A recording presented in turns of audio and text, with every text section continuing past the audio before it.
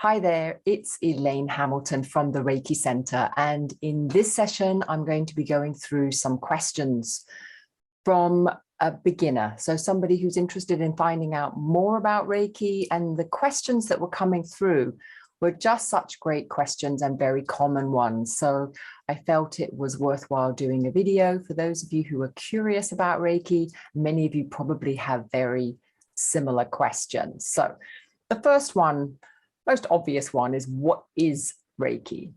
And essentially, Reiki is simply a Japanese word. It means universal life force or universal energy. And it's the idea that all around us, we're surrounded by a vital force or a vital force energy that we can harness and we can use.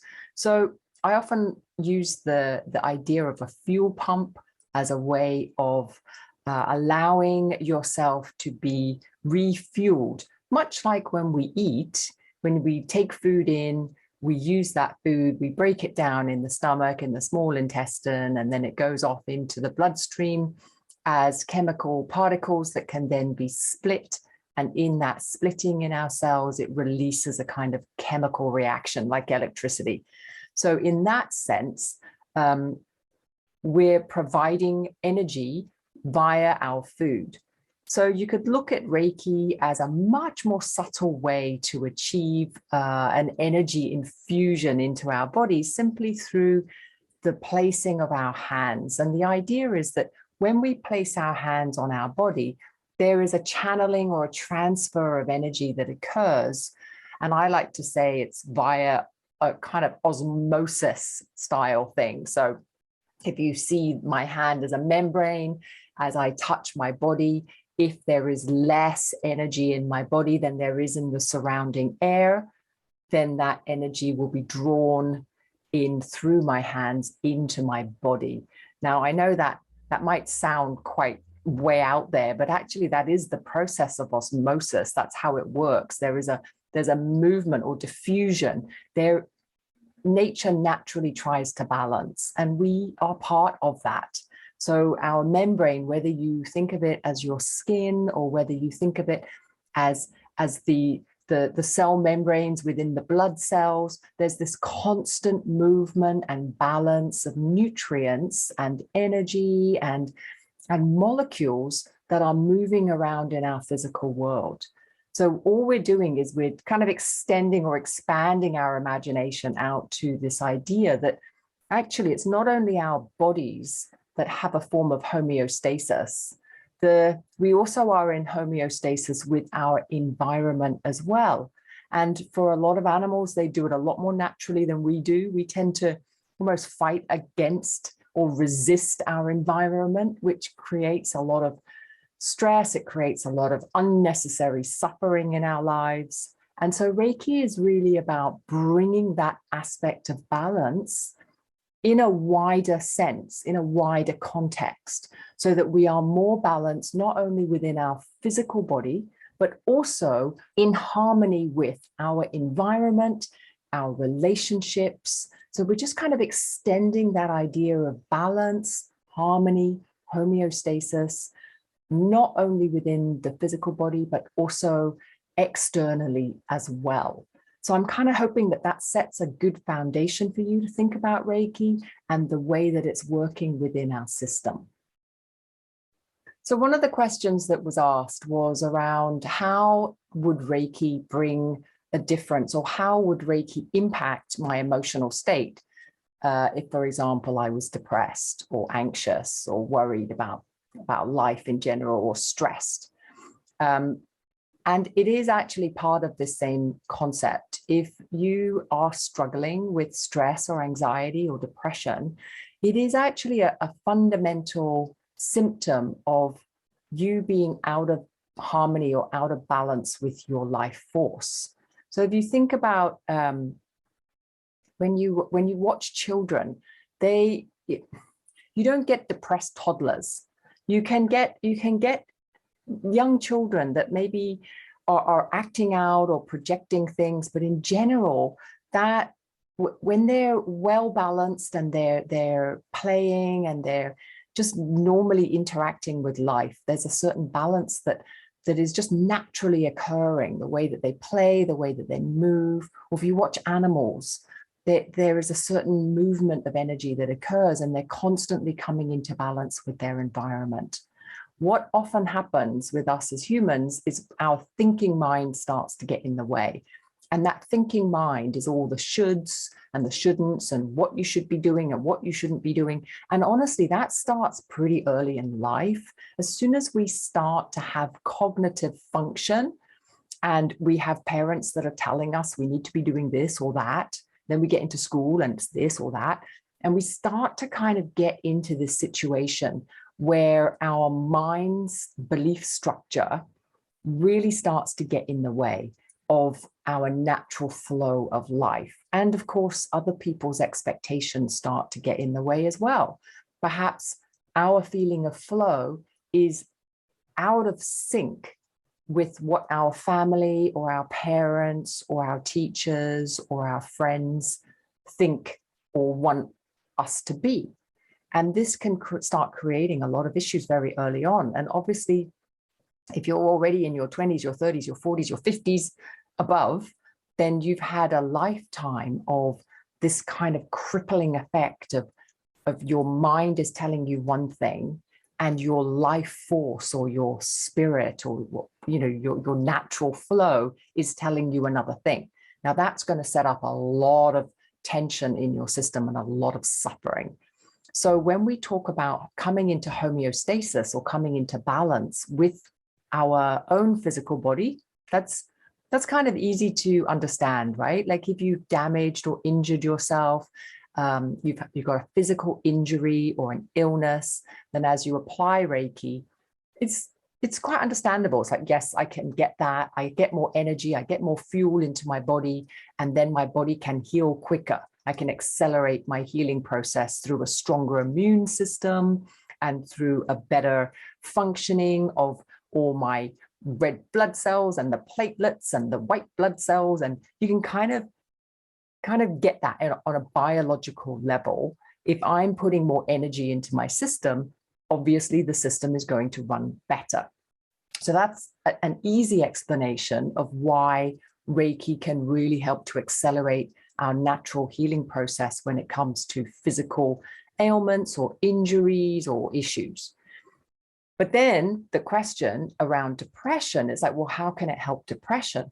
Actually, it's a similar thing. We've come out of balance mentally. So rather than it being a physical imbalance in our system or a physical injury, it's actually a mental injury. And that mental injury is us fighting against the expectation. And so that expectation might be placed on by ourselves, or it might be placed on us by an external force or relationships or other people. It doesn't matter. But essentially, depression is this not meeting expectation. Now, not meeting expectation could be your own expectations or other people's expectations. It doesn't matter, but there is an imbalance. So there is a break. It's almost like you've broken a bone. It's like you've broken a structure in your mind. You've broken a belief system that you felt this is really important, and then it's just not happening.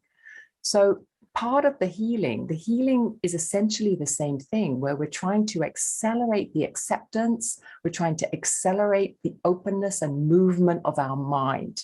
So rather than accelerating the immune system and accelerating the way that our body heals itself, we're accelerating the way the mind heals itself.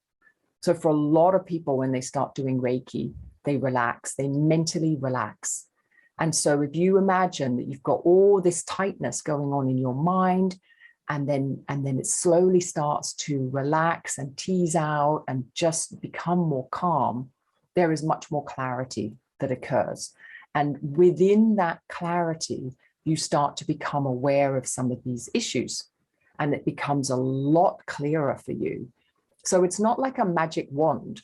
It's more like as you calm your mind and as you relax your body and as you bring more vitality into the system, you can just naturally start to see why things are the way they are, or what are some of the root causes of your issues, or why you're depressed, or what are some of the things that you're expecting of yourself, and what are some of the things that you are unrealistically still holding on to. And then once you start to let these go, then everything starts to shift and change. And that's why Reiki is so powerful around mental tightness. So a lot of people who come to Reiki that have got anxiety or stress or depression find that Reiki is amazing for it. And it's not like a magic wand, as I said before. It's much more just this relaxing into the truth, or really seeing more clearly what is going on in your life, and what are some of these very unrealistic kind of expectations that are either being placed upon you or that you have placed upon yourself, that are just not matching up to the reality of what your life really is. And this, I think, is what I call keeping up with yourself. As we move through life, things happen. We have to be flexible. We have to be open. We have to be willing to really take in what life is trying to show us and move with it. And that's the thing that I think that Reiki is so powerful in doing, because it really brings you into balance with your environment. And I'm not just meaning the air and where you're living, and I mean your flow, your life flow. So rather than resisting it the whole time, like, I don't want to go in this direction, my life shouldn't look like this, I don't want it to be like this, we start to open our eyes and see what's really in front of us. Like, this is our life, and this is what's happening. And right now, right here, this is where I am. Now, actually, people really resist that. They're like, no, I can't admit it. But it's just so illogical, because if you don't admit it, it's a bit like when you first admit you're an alcoholic, that's when change can happen. And when you first admit where you are in your life and what's actually going on, then you can change it. But you cannot change it from a place of denial, and you cannot change it from a place of resistance. So this is a really important aspect of what Reiki does, is it brings you into balance. And this is what I mean when I talk about balance. It's catching you up to, it's bringing you up to date with what's actually happening. What's the reality of what's going on in your life?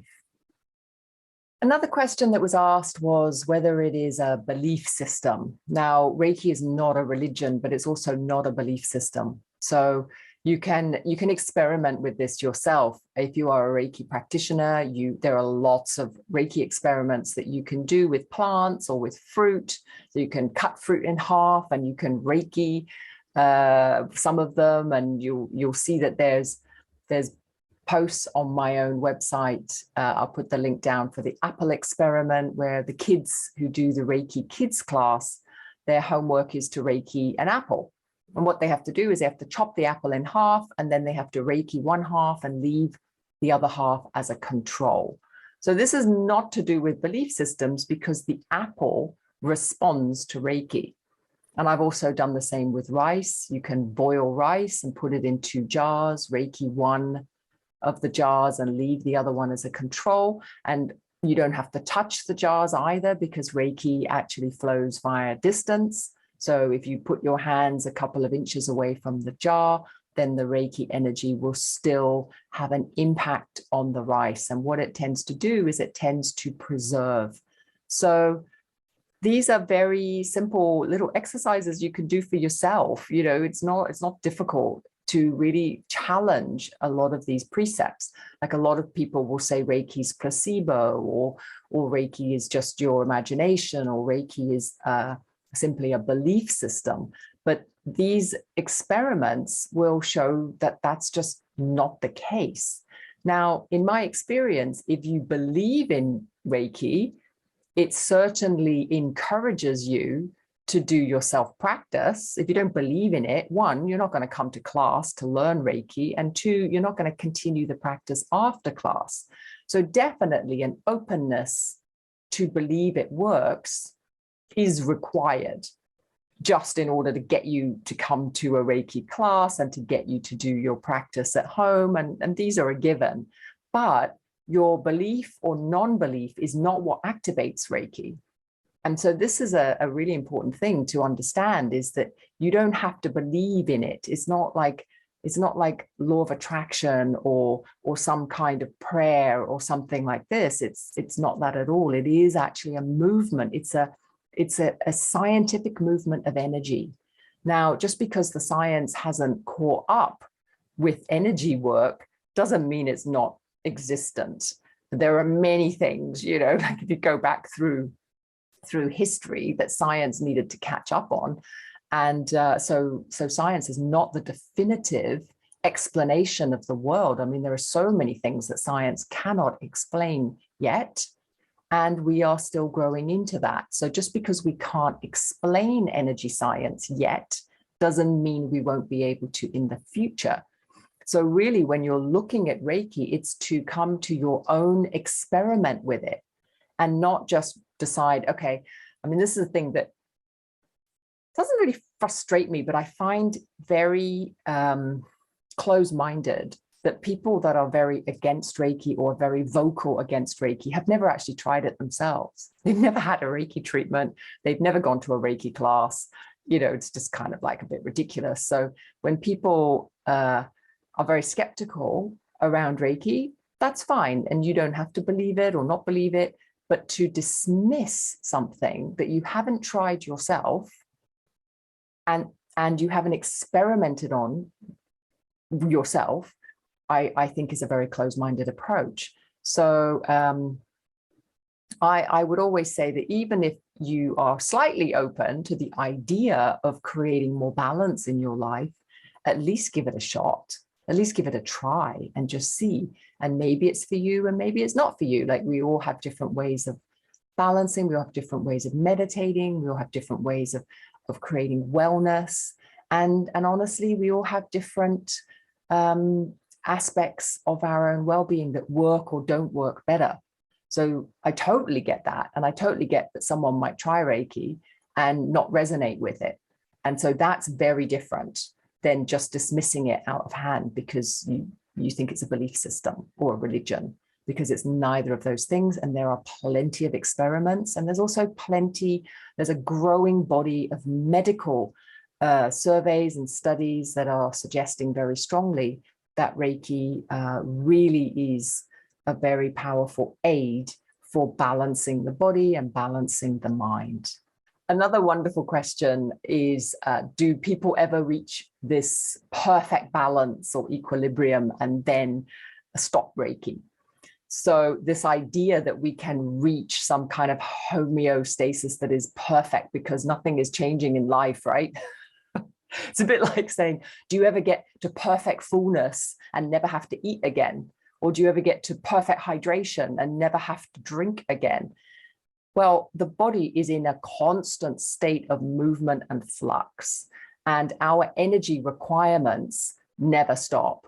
So our energy requirements, as we well know, we need to eat, we need to fuel ourselves, we need to drink, we need to take care of our bodies, we need to exercise, we need to move, this is just self-care. So Reiki is part of that self-care. We are never in perfect equilibrium, ever. We're constantly in flux and changing from 24/7. When you're sleeping, you're moving and you're fluxing, and there's all kinds of things happening. There's an in and there's an out. There's an exchange of energy happening constantly. I mean, the one constant is change. So what the Reiki energy is doing is it's helping you to really stay in the flow of that movement. But life is a flow. Life is not static. Time is a movement, right? So anything that is in movement is changing. And that basically goes for any single living thing. So any living thing is requiring energy in, energy out. And so Reiki is never going to get you into a perfect equilibrium. That's not the point of it. So it's not the point of to create some kind of shiny perfection that never changes. It's actually the opposite. Reiki is the tool to help you constantly keep up with the change so that change doesn't become a stressful thing. You become more and more and more open. So what then happens is that you're much more aware, you're much more alert to the changes that are coming, the movements and changes that are occurring. Even in the future, you can start to see that. You can start to see certain, you can get a sense of certain things that are starting to come into your environment, because you become much more open to what is happening in the future, what is happening around you, how people are responding. It's almost like you expand your sphere of influence because you're much more in touch with the moment. You're much more present in the moment. So yeah, no, the idea that you can someday stop Reiki is a kind of misunderstanding of what the Reiki is doing. If you look at Reiki more as a fuel source, then you'll get a better, it's a better analogy of that. So it's constantly there helping to fuel you so that you can basically lead your best life. So the next question was, why do I have to do it myself? Why can't you Reiki me and then I will just get Reiki from you and then I don't have to do it myself? And this is another great question. These questions are fabulous. Because yes, absolutely, lots of people will go to a Reiki practitioner and they will receive Reiki from a practitioner rather than learn it themselves and rather do it themselves. That's absolutely fine, and that is your choice. But if you think about the quantity of Reiki you're going to be getting, so it's almost like if you go to a Reiki practitioner, say weekly, then you're going to get 1 hour of Reiki from them a week. If you learn Reiki for yourself and you Reiki yourself before bed every night, you're going to get 7 hours of Reiki yourself, if not more, because you could also be Reikiing yourself as you watch TV, or you could be Reikiing yourself during your yoga or meditation practice, or just when you have spare time, or when you're sitting in a waiting room, hanging around, when you're, there's so many different opportunities, because essentially once you learn Reiki for yourself, then you are that channel, you are that open healing capacity. So the amount of Reiki that you can bring into your own system is obviously much greater than if you went to a Reiki practitioner once or twice a month or weekly or whatever you were doing. The other benefit is obviously you can Reiki other people. So if you have loved ones that you live with, you could help them. If you saw somebody in a lot of distress, or a colleague or a friend, you could help them immediately simply by placing your hands on them. You could really help to kind of calm them down. You could help them to maybe get over a panic attack, or just support them if they were going through a very big emotional upheaval, or if they fell down and they hurt themselves and they were in a lot of pain. You could use Reiki as a form of first aid. You can also Reiki animals, you can Reiki plants. So obviously there's a lot more benefits for you to do it yourself. Now, not everybody has that wish to be more self-empowered. So if that's not really your thing, then totally get that. But I would say that if you have an urge or a kind of inkling that you would like to gain more self-empowerment, and that you would like to really bring the healing into your own hands and to be more kind of self-authorizing in that sense, then it's a no-brainer that you would want to learn it for yourself rather than to rely on somebody else to give you a lot less energy than you could actually do for yourself. So the next question is kind of similar to this idea of placebo effect. How do I know if it's not a placebo effect? Actually, I would really question the issue with it being a placebo effect. What placebo is the ability of our human body to heal itself.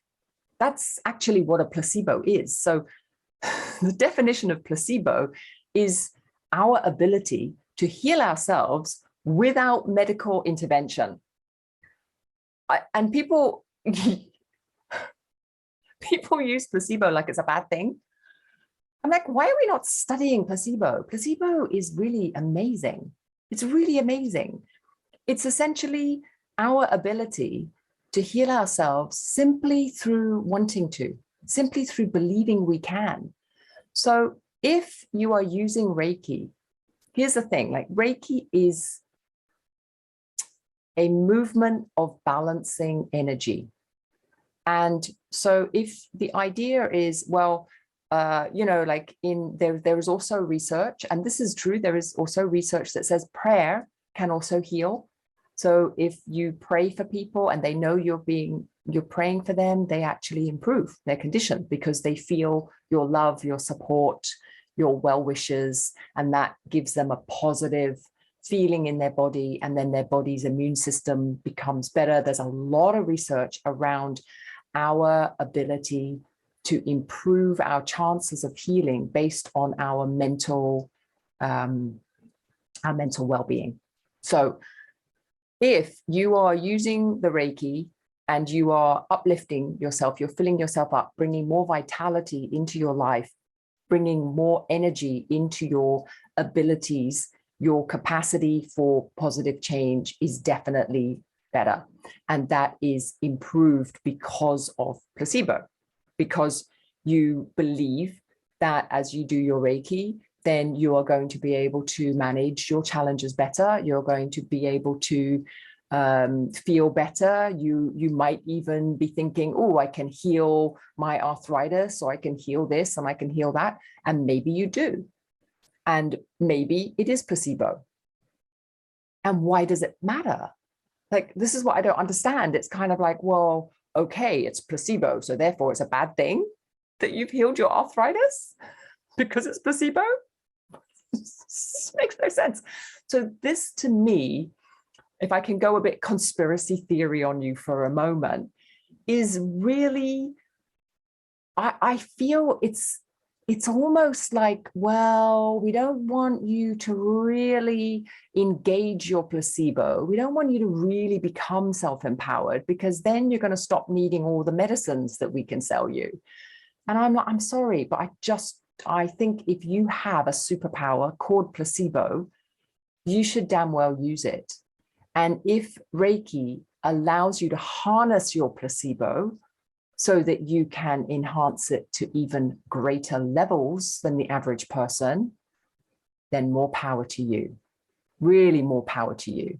And that's fabulous. And can we please stop using placebo like it's some kind of fictitious thing? Because placebo is not fictitious. If you want to get any drug through the FDA, you have to prove that it is more effective than placebo. That's a pretty powerful thing, that you actually have to prove that, because it means that placebo is not a thing. It is definitely a thing. And this is something that I'd really like people to start engaging with a bit more. It's like, okay, how can I activate my placebo? That's the real question. How can I activate it more? How can I really move with it? How can I become more self-empowered, more self-healing? How can I use my mind's incredible ability to affect healing in my body? These are the questions we should be asking. And so, if you think that by doing Reiki, you're going to activate your placebo, fabulous. That's great. Do it. The next question. I just love these questions. The next question is, how do you know as a Reiki person that you're progressing? Like, what are the steps that you know that as you're doing your Reiki that it's working, I guess, is the question. Or that, how do you measure it? Maybe I can tell this questioner is very logical in their thinking. Absolutely brilliant. So I would, again, I can only go with my own experience, but when I first came to Reiki, I was looking for something. And I think most people, when they start their Reiki practice, they're looking for something, and that is a diminishing of their suffering. And what I define by suffering is the feeling of dissatisfaction, the feeling of depression, anxiety, fear, these kind of negative states of mind that create a certain suffering or holding in the body. Now, that suffering could also be through illness, it could be through pain, it could be through physical injury. But most people, I think, come to Reiki because they have some form of anxiety or depression or dissatisfaction, just general, like, is this all there is to life kind of feeling? And so they want to find, they're looking for something to help. And when we talk about Reiki as a tool for reaching harmony, there's something about harmony or calmness or peace, a deeper inner peace. So this is the measurement. Like for me, my measurement is my level of inner peace. And when I first came to Reiki, I had zero inner peace, like zero. My mind was controlling my life and controlling my every waking moment was just what I was thinking and what I was thinking about what other people were thinking and what I was thinking about yesterday and tomorrow. And God, it was just this constant noise in my head. And I was looking for some respite. I was looking for something that would just shut it the hell up. And I have to say that that's my measurement. Like every year it gets a bit quieter in there, and every year I worry a bit less, I fear a bit less, and actually I would say it's accelerated, you know, when it's kind of like a funny, and I know different people have different journeys with this, but I would say my first couple of years with Reiki, there was this massive acceleration of progress. So I just stopped doing a lot of the cyclical thinking. I let go of a lot of the worrying. I started sleeping much better. It's like the anxiety just disappeared. The depression got much better in control. I mean, like amazing things in the first couple of years. And then I kind of plateaued for a while. And then actually I went into a few dips of hormonal depression that occurred after the birth of my daughter, and then again around menopause. So, you know, it's been ups and downs. So this is the other thing, like life throws you different challenges at different times. So it's not to say that once you get into some kind of harmony or equilibrium in your life that you're not going to be whacked by something else, because life happens and events happen. But then what I've noticed is that with the help of Reiki, I've been able to kind of let them go, or I've been able to move through these challenges in I think a much more effective way than I was doing before I had Reiki. So when we look at measuring progress, it's your own definition. Like, why are you curious about Reiki? What do you want out of it? That's a great question. And then you measure it based on that.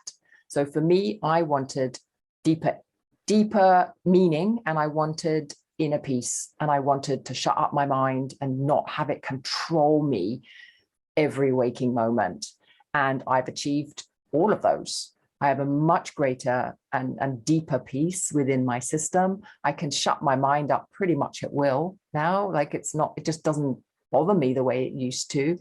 There'll be some times where I notice I'm spinning my wheels, but it's almost like as soon as I notice I'm spinning my wheels, it stops.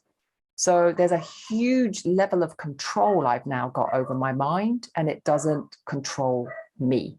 And that is immeasurable as far as I'm concerned. That's priceless. That's just like fantastic. So when you are looking at your own Reiki journey, I would really invite you to come into your own definition. Like, how do you want to measure it? What's your measurement of success?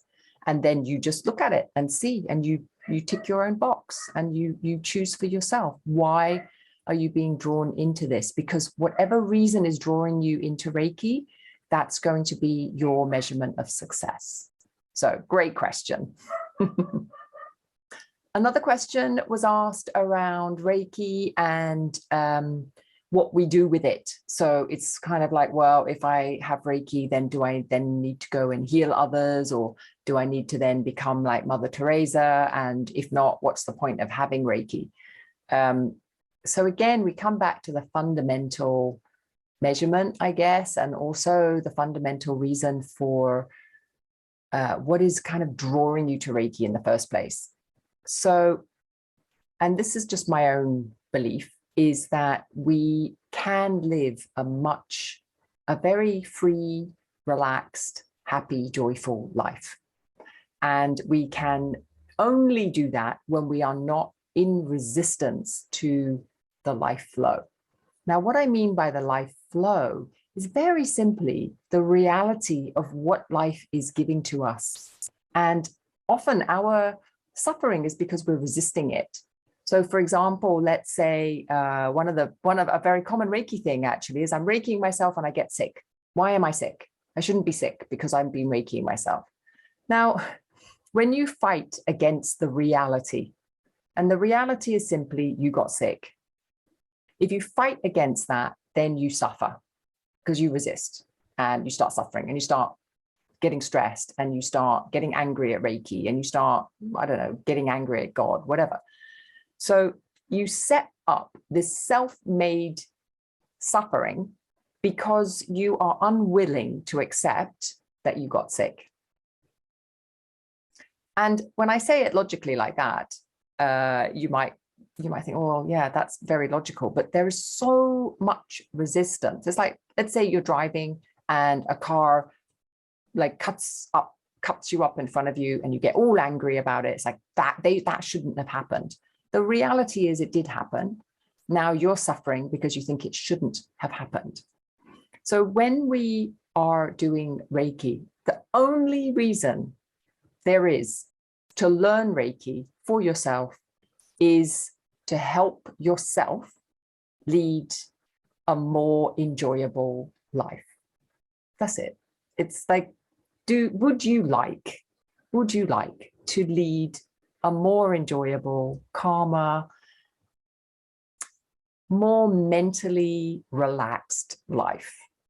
And whether that means you go off and become the next Mother Teresa, whether that means you keep Reiki for yourself and never talk about it with anyone else because you're quite happy in your own private practice, or whether you do a little bit of a mixture, which most people do, just kind of talk about Reiki, how much they enjoy it, offer Reiki to friends and family, perhaps do it on their own pets, do it for themselves, and they just notice these incredible differences.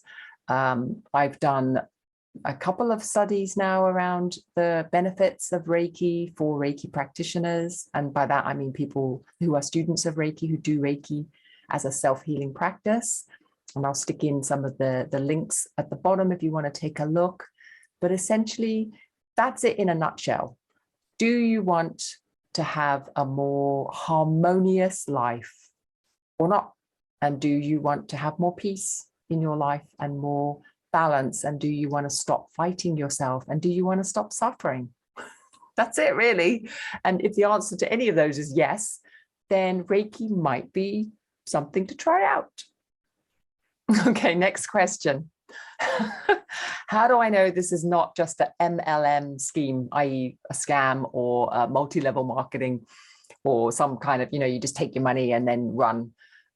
Because, I mean, fair enough, right? Like Reiki is not something that you are necessarily going to feel, though I would suggest that maybe you go and try it out for yourself. I would say the best way to know whether or not Reiki is something that you resonate with is to go and get yourself a Reiki treatment from a professional, or a friend even, but a professional is going to be kind of better because they are going to be focused on you. Yes, you are going to pay them some money for that, but this is a great intro. I would say that most people get a sense by the end of their first session whether or not Reiki is something that kind of resonates with you or not. When I first had my first Reiki treatment was from my mum, actually. She came back from Reiki 1 class and she wanted to use me as a guinea pig. And when she put her hands on me, I didn't really feel that much, but when she started Reikiing my back, because I actually did have some back issues, I noticed immense heat, and that heat I knew I wasn't imagining. So for me, I just knew, like after my first treatment, I knew there was something about this. It was not my imagination and it was not a scam. So I think maybe if you get your evidence somehow that makes you feel good about it, then go for a class, and then see for yourself. So I would say get the proof if that's important to you, and do it however feels right for you, and then take it from there.